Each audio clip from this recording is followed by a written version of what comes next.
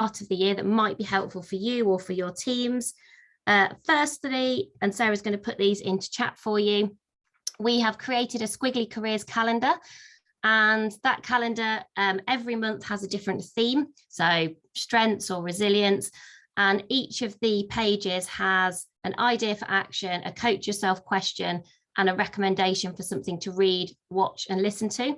And if you download it and print it out, we've also left space for you to put your own notes. And there's some nice quotes and stuff in it as well. A few people saying they love the calendar. Thanks. That was sort of one of those ideas that we had, I think, about the 20th of December. So we just about managed to make that happen in time. So I hope it's useful. It's probably a bit rough around the edges, being honest, but hopefully a useful resource, and clearly you could do it in any order you wanted. But any feedback on it, I hope it's helpful. The other thing usually tends to be quite topical this time of year is we have done something on career change. So I wrote an article on LinkedIn about career change with 10 coach yourself questions, 3 ideas for action, and lots of resources that I've used in the past for career change, and the resources that we've created that might be helpful. So whether that's for you or for somebody else, again, Sarah's put that link in the chat for you. But I just thought I'd mention those things because I know not everyone will follow us on Instagram or on LinkedIn, and it's really easy to miss these things as well. So I'm never quite sure how all the algorithms work. So they're there if you need them. And before I dive into some ideas for action this morning, as it's our first session of the year, I would love to know from all of you, what's on your wish list in terms of things that we could help you with for your career this year? So if you were, and you can do this as a wish list, so anything that you think it'd be really useful, or to put it in our terms, it would be amazing if ... What are the things that are on your mind in terms of your career this year that you think you could do with some help, some support, some inspiration, just some new ideas? Let me know in chat. And we're going to save the chat for today. And this will impact things like the experts that we get on the podcast, the resources that we create. It's always really helpful for us to think about, are we doing the right things in the right order? So Linda's saying impactful presentations, great. Mentoring others. Sarah, we will do some stuff on mentoring later this year, so that's really helpful to know. Self-promote at work without cringing, Jessica. Yeah, that's a common one actually, personal branding, self-promotion. And Helen and I were talking about, do we do something on how to do that as an introvert versus an extrovert? Because I think Helen and I do that in very different ways because of how different we are from a personality perspective. Rachel, how to sell yourself as a new coach, benefits of a coaching culture. Helen, great. Career change in your mid-40s, Ali. Okay, really interesting. Hopefully that article that I wrote might be helpful. Appreciate it's not specific to the kind of the demographic that you've described, but hopefully still helpful. Yeah, introvert. I do think if you are an introvert, sometimes that self-promotion one can feel harder, though not always. Do you know, Eliza, your observation there about how to explain your squiggliness in interviews, that has come up a few times. And I've also been asked about how to ask for a pay rise when you are squiggling, which I also think is a really good question. So we'll come back to that because that is a common theme that I've seen. We do also have one example of someone who just took Squiggly, the book, into an interview and sort of got it out of their bag and went, well, this is the way that I would describe my career, which I thought was very brave and not something that I would have done. But I think there's probably some things we could do to help everyone on that a bit more. Yeah, that balance of how to talk about yourself without feeling like an imposter or arrogant, Sean. Yeah, that's a really good description. Really helpful. This is incredibly useful. And this is exactly why we always do say, if you have anything like this, where you're thinking, I can't find, you can take it to your next interview, you can't find a resource or you feel like something is missing from us, always let us know, because even if we can't help or we think, well, perhaps we're not the experts in that area, when we're thinking about podcast episodes or resources, there'll be other people, I'm sure, who could help. Career skills for startups. Oh yeah, that's interesting. I'm not sure we're experts on that, to be honest, because we're still so new into running our own startup, but there's lots of other people, I'm sure. I'll tell you who do some really good events for startups. The Dots, run by a lady called Pip Jameson, who has been on the podcast. They do lots of things on starting, growing your own business that I've seen that look useful. Great. Thank you so much. Keep those coming. If you've got any other ideas, a really useful wish list for us, and we're going to save those. So this week on the podcast, we were talking about 10 ideas for action for your career development in 2022. So we had quite a few reflective episodes at the end of last year. We wanted to start the year with the first episode being very useful, very practical. So I thought I would pick out 6 of those ideas for action just to talk you through and to bring to life visually. And then we'll have a bit of a play with voting for our favourites. And I'm also going to ask you to share any others that you can think of that might help each other. So we'll do a bit of curiosity crowdsourcing at the end. So firstly, let's start with our strengths. And it's one that we talk about a lot, that we keep coming back to because I think it is so important. And I still hear lots of examples of where perhaps this doesn't happen as much as we might like, or it's easy to forget or to deprioritize. The one thing that I think is really powerful to do on your strengths is ask for strengths-based feedback. Start asking people, when do you see me at my best? When am I most useful in this team? What 3 words would you use to describe me at my best? Just think about how frequently are you asking for strengths-based feedback. The reason this is so important for strengths is what we want to make sure we do is we want our intent to match our impact. So when you think about your strengths and what you want to be known for, and I think this is relevant to personal branding. So when you think what you want to build your reputation for, maybe it's creating, maybe it's copywriting, maybe it's problem solving. What are those 2 or 3 things that you sort of want people to say about you when you're not in the room? You want to show up on your LinkedIn recommendations. That's your intent. And then the way to know whether that's the impact that you're having is to ask for strengths-based feedback. So if I'm saying I want to be known for developing people in their careers, is that what people know me for? Is that what people are introducing me for? Are people spotting possibilities and opportunities for me to do even more of that? So getting used to knowing our strengths and talking about our strengths confidently, but also making sure we're asking for that strengths-based feedback. It doesn't have to be at my best, but I always find that's quite an easy way to do it.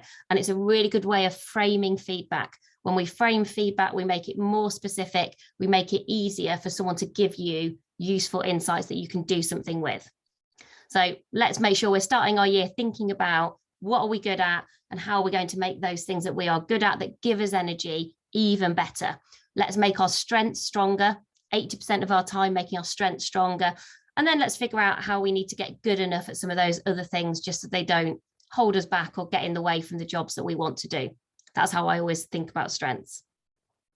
Confidence, always helpful to make sure that we are thinking about moving away from those limiting beliefs, those beliefs that make us smaller, that limit our opportunities and limit our learning, to thinking about our limitless beliefs.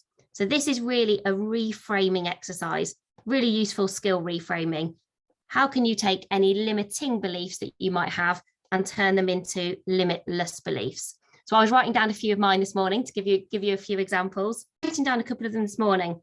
For ages, I had a limiting belief that if people disagree with me, it means they don't like me.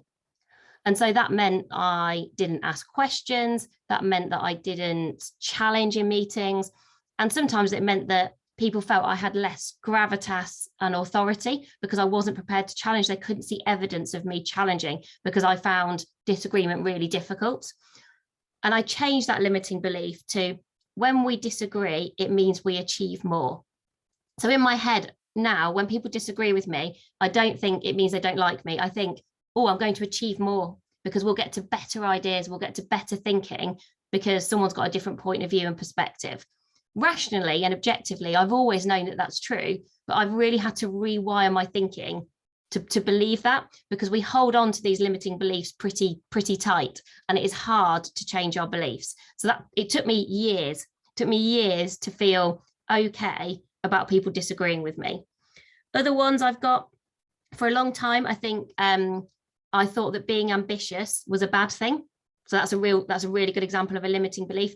Being ambitious is a bad thing, limiting belief. So that might mean that you don't go for jobs that you would actually really like to do, that you're not ambitious in your exploring your potential and seeing what you could do. Because I think I thought, well, it's not good to be ambitious. That word isn't used very much, maybe particularly as a woman. I'm not sure about how I feel about being ambitious and being female, particularly early in my career. Whereas I changed that limiting belief into a limitless belief, which is the more ambitious I am, the more people I can help. And that was a really big moment for me. And I had some help with that one, because I think I worked for someone who quite early in my career who reinforced that belief for me, who could sense, I think, that I probably had got that ambition that I think I'd quashed, and was like, no, I think you could be more ambitious. Well, what would you do if you were to really stretch yourself? Where do you ultimately want to go? And so ask me some of these really kind of more limitless questions, and it really helped that reframing. So if this is hard, definitely try and find someone who knows you, who's a supporter of you, a sponsor of you, who knows you well, who can help you with that reframing, because it's quite a hard exercise to do. If this feels top of mind for you at the moment, the first 10 episodes of our podcast were on confidence gremlins. Have a look at those and see if any of those feel familiar, and listen to the one episode where you think, oh yeah, I think that's my confidence gremlin, and that episode will help you with that reframing and those actions. And you can download our How to Overcome Your Confidence Gremlins book for free, which is all illustrated, and that's sort of a book version of those podcasts. So if confidence is where you want to go first, perhaps have a look at some of those resources, but definitely start with that limiting to limitless belief. If you don't change your belief and your mindset, you sort of can't take the actions. Next one, let's talk a bit about growth and growth mindset. So one of the ideas for action that we talk about here is about, one second, my pen's died.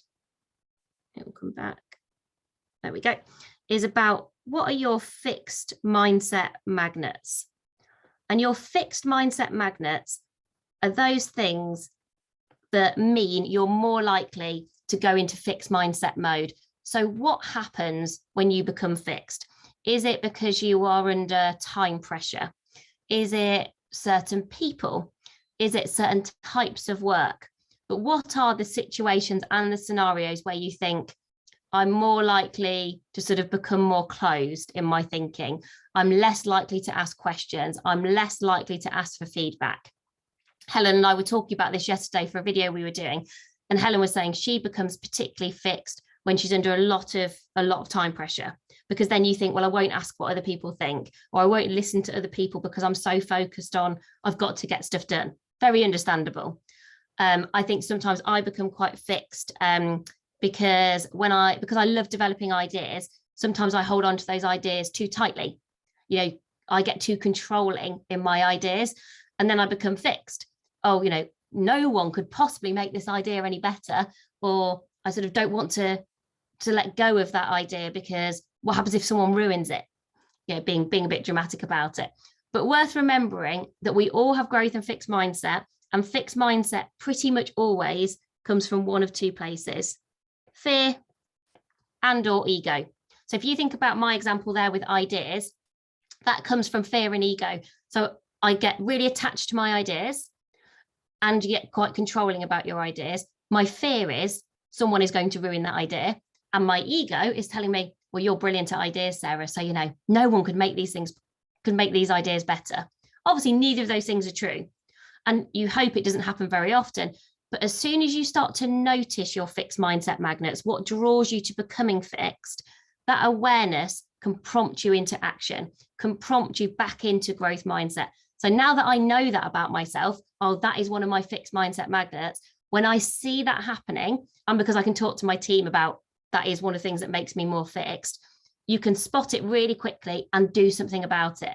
And almost you can then sort of not take yourself too seriously, laugh about it, and then go, I know I'm going to find this hard, but I'm going to share this idea, and I do want people's input, and I do want people's ideas, and I know that will make things better. And you go back into growth mindset really quickly. That's, I think, the key, because none of us are in growth mindset 100% of the time, because we are all human. None of us are perfect. So I always think the job to do is notice when you fall into fixed mindset, notice what those magnets are that draw you towards being fixed, and then as quickly as possible think, how can I get back into growth? So for me, it's like letting go of ideas before I'm ready. and almost sometimes forcing a deadline on myself, thinking wherever I've got to with this piece of work or writing or idea or presentation, I am going to share it with Helen by the end of the day. Like what I've got to let go of it. So I have to give myself a deadline. So that gets me back into growth mindset. So maybe just thinking about that, just think about what is your like biggest fixed mindset magnet, and then what are you going to do this year to get back into growth as quickly as possible. Cool. Let's talk a little bit about resilience. Some of you might have heard us talk about this idea before, but a really powerful one, I think for me, a really powerful one whenever you're having a tough week or a tough month or a tough year, and that is making sure that you are recognizing all of your very small successes, and not only recognizing them, but writing them down. We know that when you write down your very small successes, your brain processes them in a different way.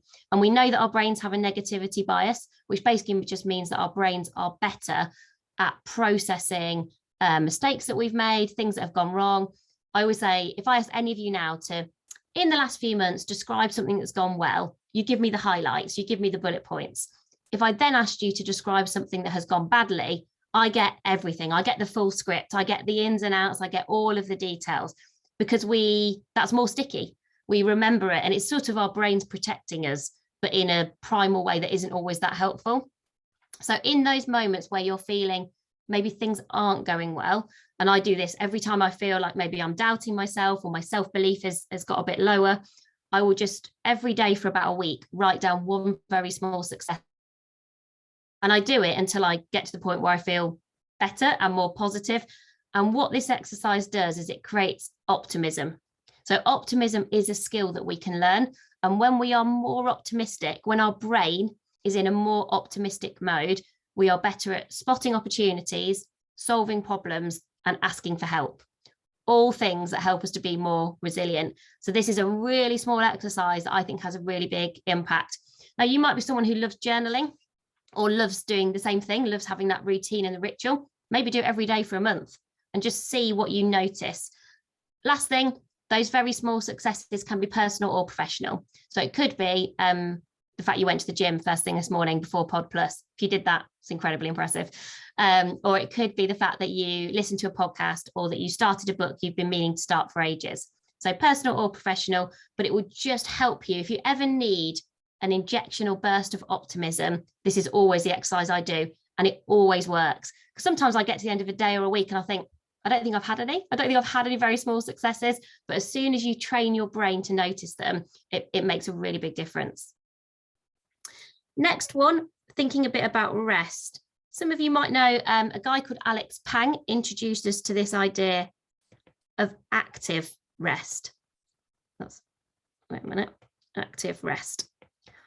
And active rest is slightly different to just being restful, which might be sitting on the sofa, watching Succession or whatever you do kind of in an evening to sort of relax. Active rest is when you are using your brain in a way where you are very present, absorbed, and immersed in whatever it is you're doing. So some examples might be, for some people, it's cooking or gardening or doing jigsaw puzzles, playing computer games, going for runs, reading fiction.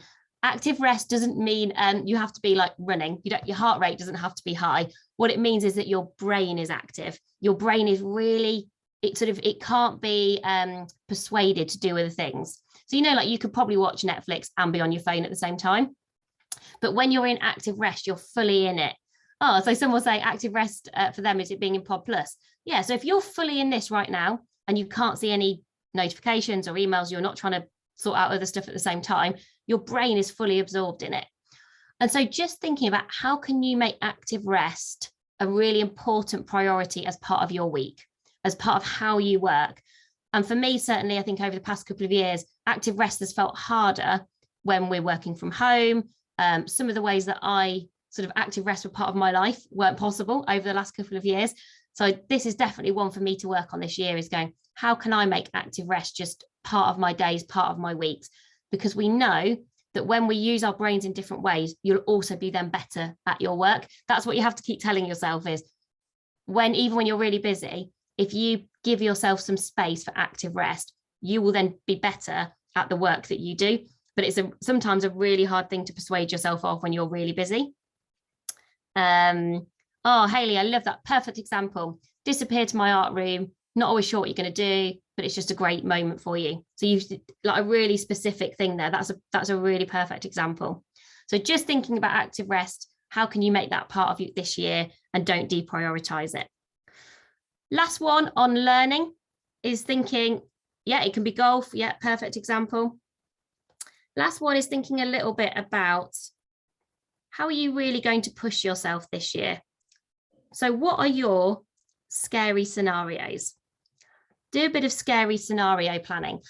What are one, maybe two things, no more than that, specific situations and scenarios that you can anticipate or imagine through the work that you do that feel scary, but they should also feel motivating. So at the same time, we're sort of looking for an and here. They're scary and motivating. So the example I sometimes use is doing live radio interviews. I find scary and motivating. The motivation for me is, well, if I do a radio interview, I can help Squiggly to reach more people. I can help more people in their careers. That's really motivating for me. The thing I find scary is it's live. You never know what people are going to ask, and they won't ever tell you beforehand either. Which I was fine. If I knew the questions beforehand, I'd be fine. But inevitably, that's not how that works. So one scary scenario for me is always very specifically live radio interviews. So just think about, well, what are your scary scenarios? That's sort of step one. Step two is then to find and to chat to an accountability partner. And this is where Helen always says, which I do love this quote, it always really sticks with me. You need to speak what you seek until you see what you say. Always takes me a moment to get my head around that. So speak what you seek until you see what you say. There is something about saying your scary scenarios out loud to someone else that creates almost a conscious bias in your brains that makes you more likely to do it, as in you more likely to say yes when those opportunities come your way.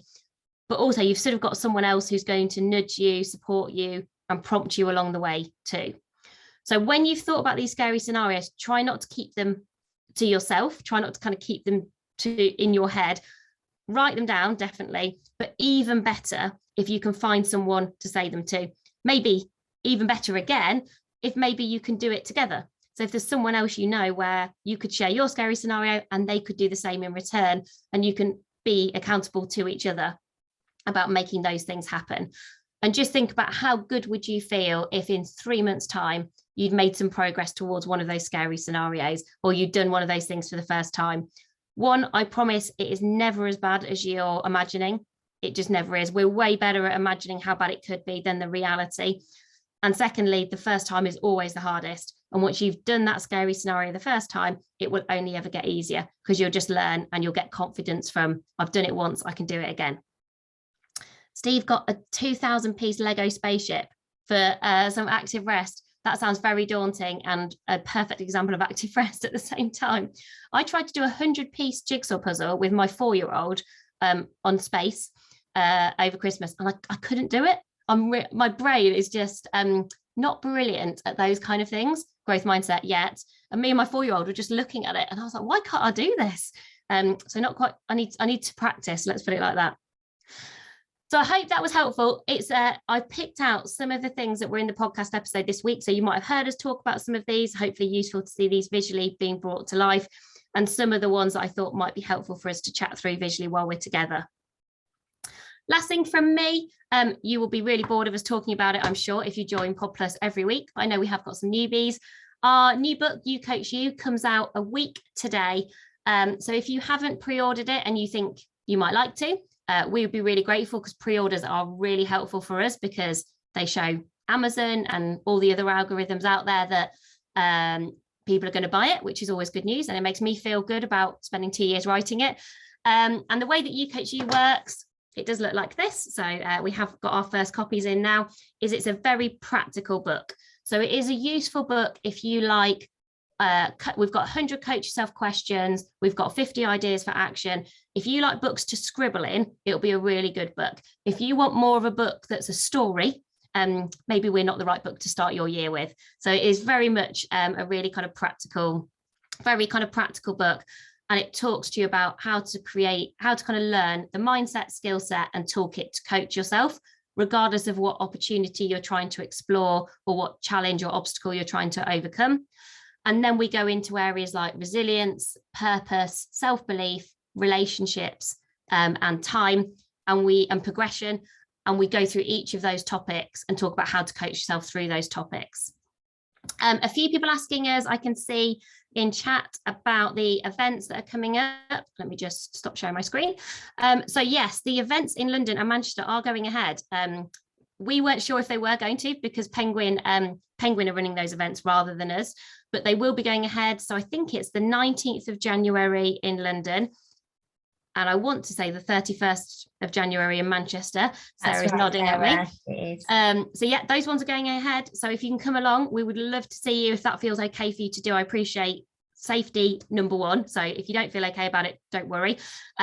We'll do some virtual things as always during the year. You can always join Pod Plus. And you can either buy a ticket to the event with the book, or if you've already ordered the book, you can buy a ticket to the event without the book as well. So you don't have to buy the book as part of coming along to the event. So it'd be lovely to see some of you there if you can make it and that works for you location wise. But I hope that has been a useful Pod Plus to start the year. It's been my first mini workshop of 2022. Thank you so much for people joining for the first time. I hope it was what you expected. I probably went quite fast. I think I got a bit frantic, I got a bit excited about seeing everybody. I hope it was useful. Thank you all so much for joining. I always love our Thursday mornings and I love Pod Plus. So thank you so much, everyone. See you.